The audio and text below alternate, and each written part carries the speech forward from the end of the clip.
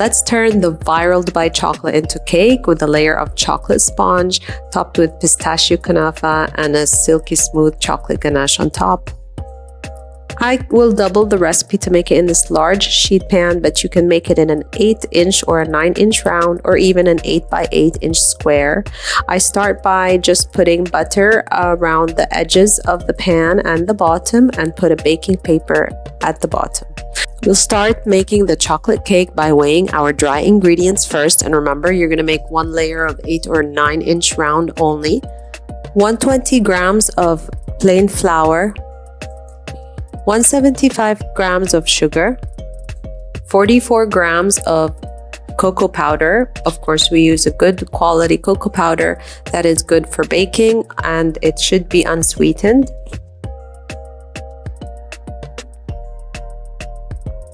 1 teaspoon baking soda, half a teaspoon of baking powder, half a teaspoon of salt, and mix them all together.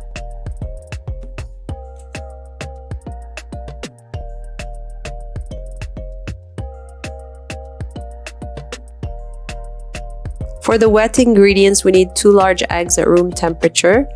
Put them in a bowl with 55 grams of vegetable oil, which could be something like sunflower, corn, or canola oil, and 120 grams of milk, again at room temperature, and 1 teaspoon of vanilla. Now we're gonna put these wet ingredients on the dry ingredients, mix everything together until they're really well combined. And then the final step will be adding the hot water.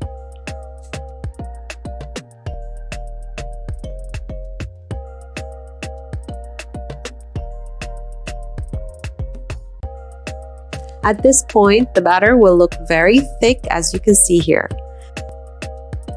Next, we add 120 grams or milli of hot water and stir, and that will turn our batter into a liquid.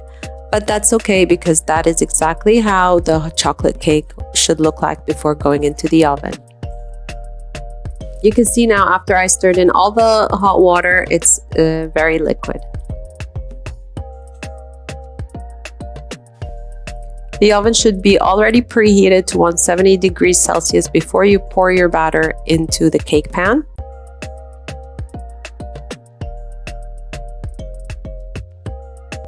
While the cake bakes in the oven, I have 220 grams of milk chocolate in a heat-proof bowl, and I pour onto it 120 grams of whipping cream. I've been heating the whipping cream just until it steams, but not boiling. I'm going to let that sit for a minute without stirring, just for the chocolate to melt a little bit, and then I'm gonna give it a good stir until all the chocolate is completely melted. If you've been stirring for a while and the bowl has completely cooled down but the chocolate is not yet melted, you can put the whole bowl into the microwave for 20 seconds to heat the whole mixture. But you should keep stirring until it's completely melted, and like that we have done the ganache. I cover the ganache with a cling film just on the surface so it doesn't form a skin, and leave it to cool at room temperature completely. You can use it right away. It's going to be a little liquid, or in a couple of hours it will be thickened a little bit more. Next, we're going to make the Kunafa pistachio layer. The Kunafa comes in these long sheets of dough, and we have to cut it up. So you can either use scissors to cut up these long sheets, or just put it in the blender, but make sure you don't blend too much so it doesn't become very fine.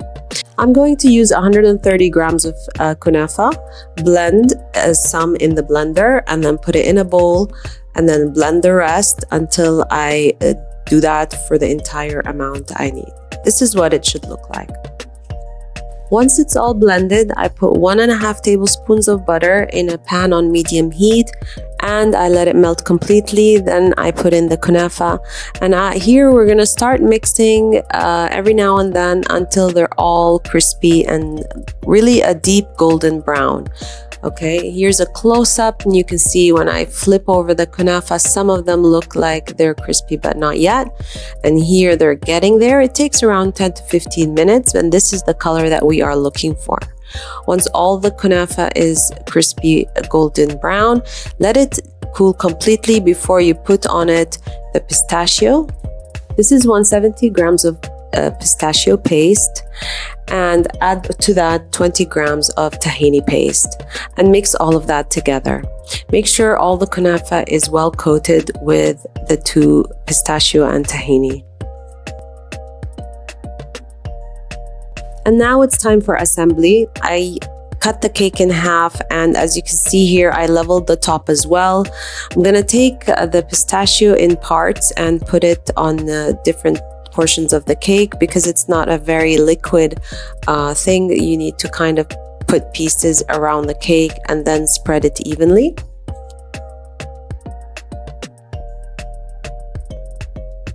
I used the back of the offset spatula to evenly press the kunafa pistachio across the entire cake. But you can use the silicone spatula as well, or just a normal knife.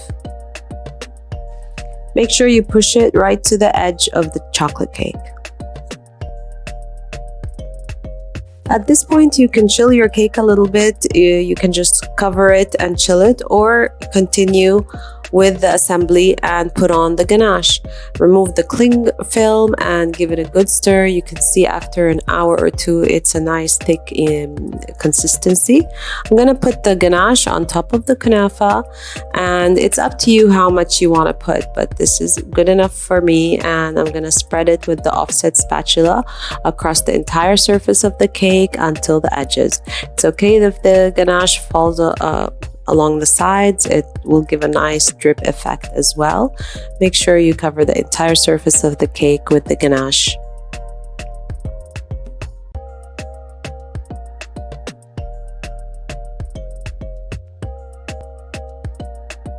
After that, I like to take the offset spatula and kind of smooth it across the cake back and forth just to even out the ganache.